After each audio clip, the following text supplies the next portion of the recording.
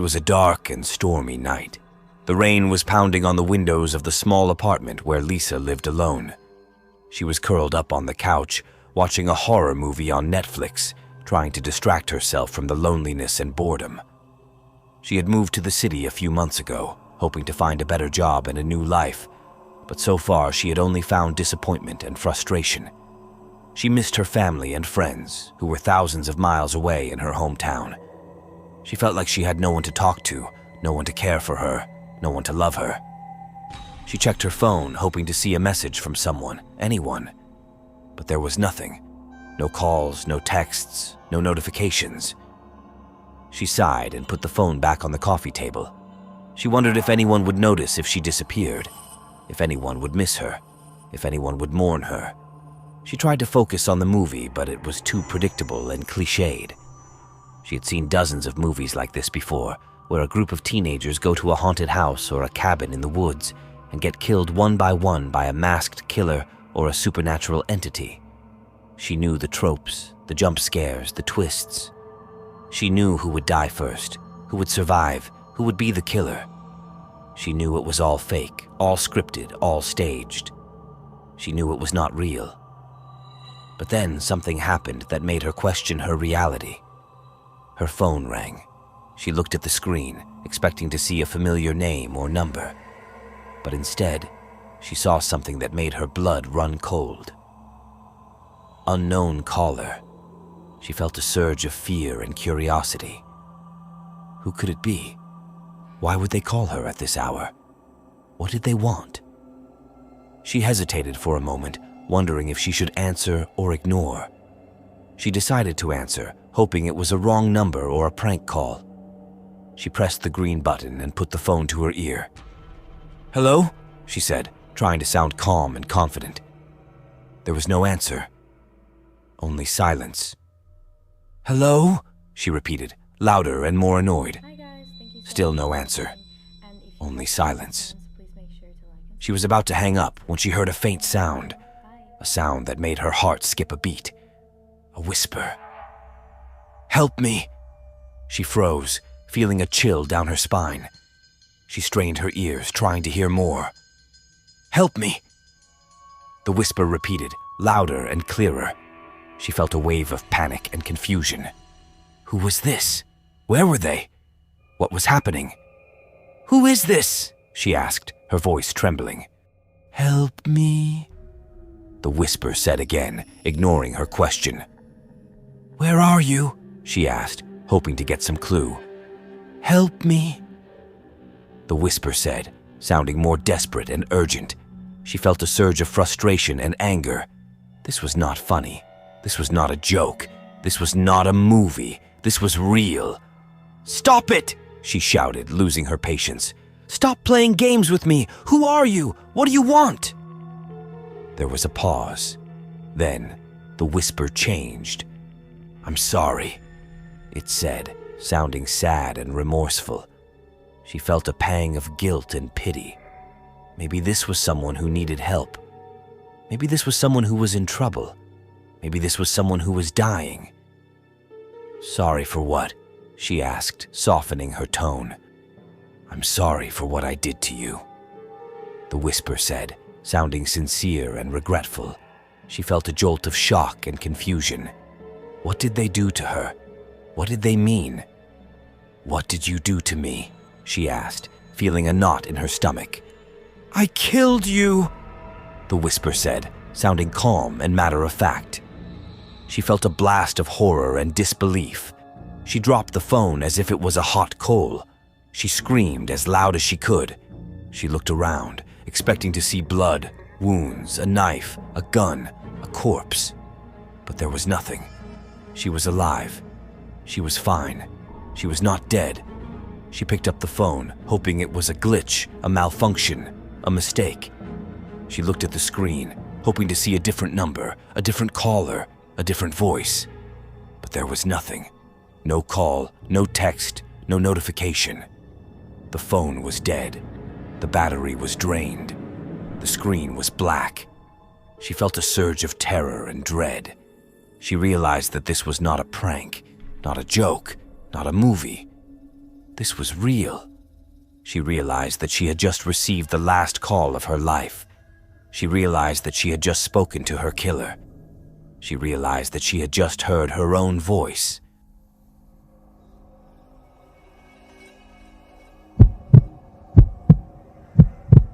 I never thought I would end up like this, trapped in a dark basement, surrounded by blood and bones, waiting for my inevitable death. I wish I could go back to the day when everything was normal, when I was just a regular college student, living with my best friend, enjoying life. But that day is gone forever. And it's all because of him, the man who ruined my life, the man who calls himself the Collector. It all started when I received a mysterious email from an unknown sender. It said, subject was, "You have been chosen, dear lucky winner. You have been randomly selected to participate in a once-in-a-lifetime opportunity. You are invited to visit the private collection of the world's most renowned collector of rare and exotic items. This is a chance to see things that no one else has ever seen before, things that will amaze and astound you, things that will make you rich and famous. All you have to do is follow these simple instructions. 1. Go to the address below at exactly 10 p.m. tonight. Do not be late or early. 2. Bring nothing with you. No phone, no wallet, no ID, no keys, nothing. You will not need them. 3. Knock on the door 3 times and say the password. I am here to see the collection. 4. Enjoy the show. Do not miss this opportunity. It will not come again. Trust me, you will not regret it. Sincerely, the Collector. I was intrigued by the email. It sounded too good to be true, but I was also curious. What kind of collection was this? What kind of items did he have? And why did he choose me? I decided to take the risk and go to the address. I told my roommate that I was going out for a while and left the apartment. I took a cab to the location, which turned out to be a rundown warehouse in the outskirts of the city. I checked the time. It was 9:59 p.m. I got out of the cab and walked to the door. I knocked 3 times and said the password. I am here to see the collection. The door opened and a man greeted me. He was tall and thin, with pale skin and dark eyes. He wore a black suit and a red tie. He smiled and said, "Welcome, welcome. You are right on time. I am the Collector, and you are my guest of honor. Please come in." He led me inside the warehouse, which was dimly lit by a few lamps. He closed the door behind us and locked it. He said, "I am so glad you decided to come. You see, I have been collecting things for a long time. Things that are rare and precious, things that are beautiful and unique, things that are alive." He gestured to the walls, which were covered with glass cases. Inside each case, there was a human being. They were all different ages, genders, races, and sizes. Some were awake, some were asleep, some were conscious, some were not. They all had tubes and wires attached to them, keeping them alive. They all looked terrified and miserable. These are my collection, my pride and joy, my life's work. Each one of them has a story that I have written for them, a story that only I know, a story that only I can tell. And tonight, I will tell you one of those stories, the story of her. He pointed to a case in the corner. Inside, there was a young woman. She had long blonde hair and blue eyes. She wore a white dress and a pearl necklace.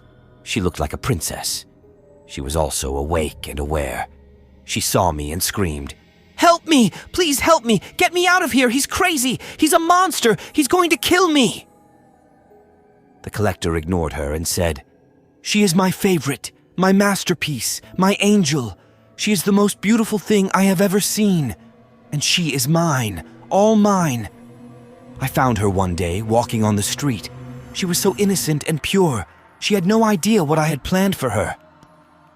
I followed her home and waited until she was alone. Then I broke in and kidnapped her. I brought her here and put her in this case.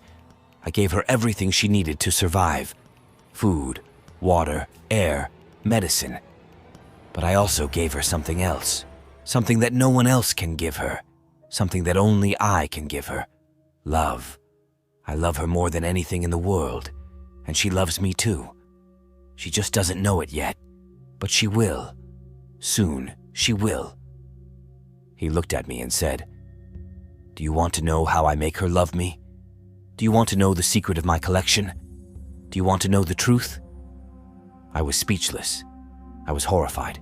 I wanted to run away, but I couldn't. I was paralyzed by fear. I nodded.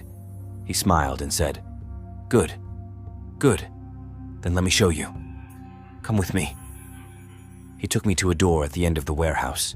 He opened it and revealed a staircase leading down. He said, "Follow me, and don't be afraid. You are about to witness something amazing, something that will change your life forever, something that will make you part of my collection." He went down the stairs and I followed him. I didn't have a choice. He had a gun in his hand. He said, "Down here is where the magic happens. Down here is where I create my stories. Down here is where I make them love me." We reached the bottom of the stairs and entered a dark basement. There was a large metal table in the center with various tools and instruments on it. There was also a large screen on the wall showing a live feed of the woman in the case. She was still screaming and crying. The collector said, "This is my laboratory. This is where I operate on them. This is where I modify them. This is where I make them perfect. Perfect for me. Perfect for my collection." He walked to the table and picked up a scalpel. He said, "You see, the secret of my collection is simple. I take away their memories. I take away their identities. I take away their personalities. I take away everything that makes them who they are. And then I replace them with new ones. New ones that I create. New ones that I control. New ones that make them love me. I rewrite their brains. I rewrite their hearts. I rewrite their souls. And I do it with this." He pointed the scalpel at me and said, "This is the tool that I use to cut into their skulls. This is the tool that I use to access their brains. This is the tool that I use to erase their pasts. And this is the tool that I use to write their futures. Futures that belong to me. Futures that are part of my collection." He smiled and said, "And tonight, you're going to see how I do it. Tonight, you're going to see how I make her love me. Tonight, you're going to see how I make her mine. Because tonight, you're going to be my assistant. You're going to help me with the final operation, the operation that will complete her transformation, the operation that will make her my angel, my masterpiece, my favorite. Are you ready?" He walked towards me and grabbed my arm. He dragged me to the table and strapped me to a chair. He said, "Don't worry, it won't hurt much. You just have to watch and learn and enjoy, because this is a rare opportunity, a once-in-a-lifetime opportunity, an opportunity to see the collection that is mine, and soon yours too, because after this, you will be part of it. You will be part of my collection, and you will love me too. You will love me more than anything in the world. You will love me more than yourself. You will love me more than life. You will love me forever." He turned on the screen and said, "Look at her. Look at how beautiful she is. Look at how perfect she is. Look at how much she loves me. How much she needs me. Look at how much she wants me. How much she is mine. All mine." He picked up the scalpel and said, "Let's begin." He cut into her skull and I screamed. The end.